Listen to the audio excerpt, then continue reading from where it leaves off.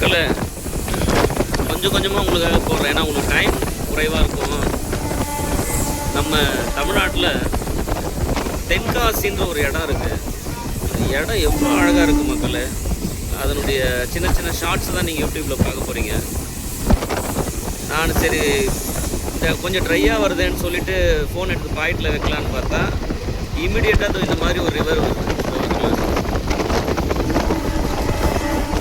மறுபடியும் இந்த எருமை மாடு ஒரு சின்ன ஒரு 10-15 வீடு 20 வீடு இருக்குதுங்களா.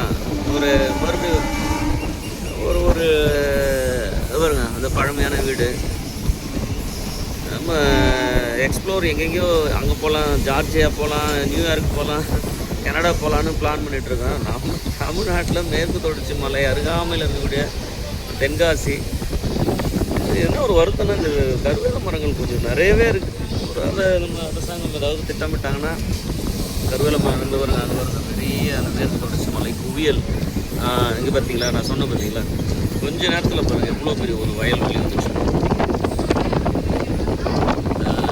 ரொம்ப அற்புதமான ஒரு காட்சியை பார்த்துட்டு இருக்கீங்க. பனைமரம் பார்க்கலாம். அப்படி இப்படிங்க ஒரு தலைவர் ஓடுறாரு பாருங்க. அவருக்கு ஐயோ நுங்கு அவ்வளோ இருக்குது. அதில் வயல்வெளி பார்க்குறீங்க. அற்புதமான ஒரு தென்னை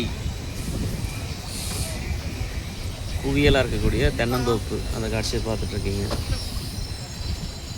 பாருங்க, சங்க இலக்கியத்தில் சொல்லுவாங்க, மலையும் மலை சார்ந்த இடமும் குறிஞ்சி, வயலும் வயல் சார்ந்த இடமும் மருதம், திணை மயக்கம் சொல்லுவாங்க. திணை மயக்கம் வந்து ரொம்ப ஒரு அற்புதமான லேண்ட்ஸ்கேப்னு சொல்லுவாங்க. அதுதான் பார்த்துட்ருக்கீங்க. 2 நிலம் மக்களே.